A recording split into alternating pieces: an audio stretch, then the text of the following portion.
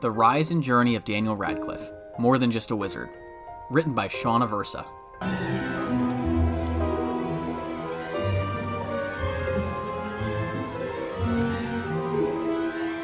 Welcome to Hogwarts.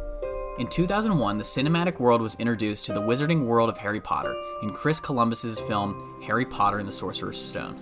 Over the next decade, audiences were captivated by all that was this magical wonderland. From quidditch to butterbeer, fanatics of the novels turned film series embraced and marveled over the most minute details of the series.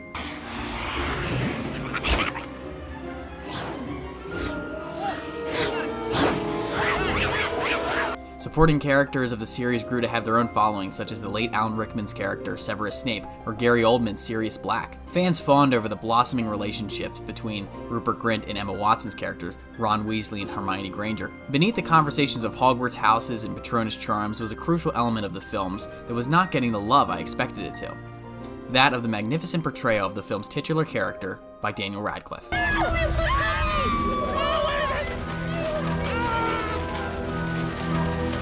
Daniel Radcliffe does not get the credit he deserves as the wonderfully talented actor he is. After leading one of the most financially successful film franchises of all time in the Harry Potter series, captivating in his performance as the character from a very early age, he still isn't one of the most discussed elements as to why the series works so well, but he should be. So often do we get wrapped up in all our favorite subtleties of films and forget to give credit to those leading the charge. Since wrapping up his stint as the boy who lived, Radcliffe has proved his versatility as a performer, dipping his toe into several genres, such as his comedic role as the dog walker in Trainwreck, which also starred Bill Hader and Amy Schumer, or in an action film such as the recent Guns Akimbo, a film that paired Radcliffe opposite Samara Weaving. Someone's trying to kill me! Please, go drive now! Despite spending a decade as one character, Radcliffe has carved out a unique career for himself. Only by highlighting some of his key performances can we truly appreciate his exemplary talent as an actor. The Harry Potter series. It's a lie. What did you say? My dad wasn't a drunk. Much has been said already about the magical 8-film story that began in 2001 and concluded in 2011, so I won't waste time recounting what has already been covered.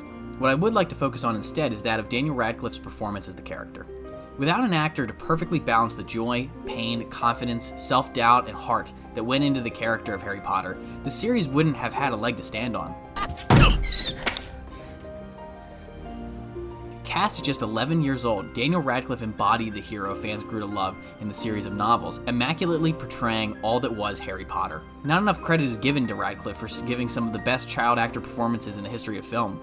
Audiences have seen times when young actors have been overwhelmed by the moment, but Radcliffe was not. There are many moments in the series one can point to when highlighting Radcliffe's talent, but for time's sake, I will limit it to just one in the third act of the 5th film, Harry Potter and the Order of the Phoenix, where just after suffering a tragic loss, Harry is succumbing to Voldemort's influence. As Harry writhes around on the floor, Radcliffe putting his entire body into his performance, you can feel in his eyes the pain of the character and all that he has been through. But suddenly, there is a moment where that pain turns to hope.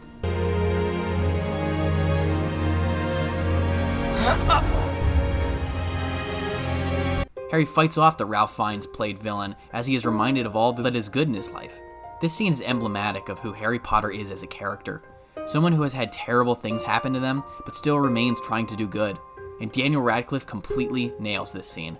From his body language to the tone of his voice, Radcliffe is Harry Potter in this scene, proving to be one of the best castings in the history of Hollywood.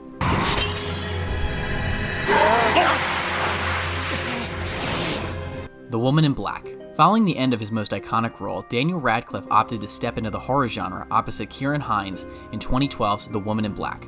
Radcliffe portrays widower and single father Arthur Kipps, who on business visits a marsh house that is home to all kinds of supernatural presences. While it is commendable how seamlessly Radcliffe stepped into a new genre, selling all the spooks and scares of the film,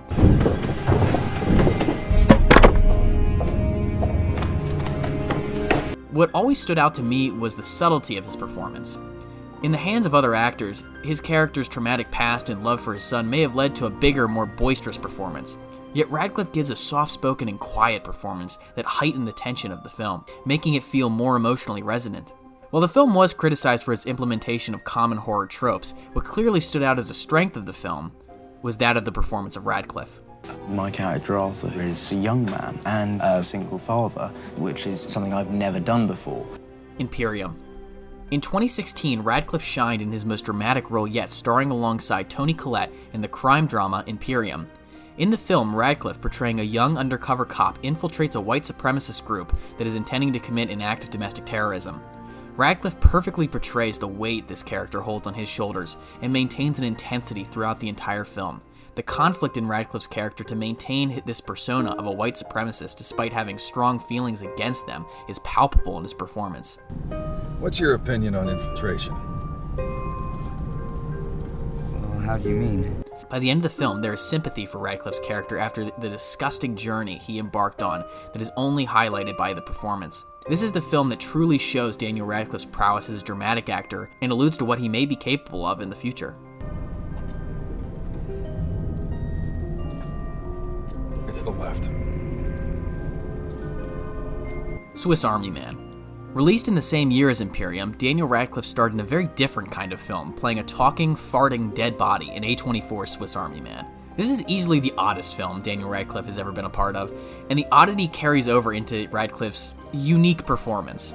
With slurred speech and little facial movement, Radcliffe pulls off portraying a talking dead body scarily well opposite Paul Dano. The role of Manny the Dead Body may be the most Radcliffe has ever been asked to do as an actor, and he sells it completely in the most endearing way.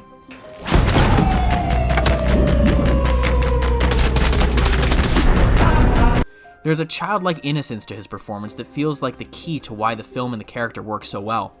Manny is the heart of the film, and his chemistry with Dano propels the story forward. Not every actor has what it takes to play a dead body, an undercover cop, and a youthful wizard.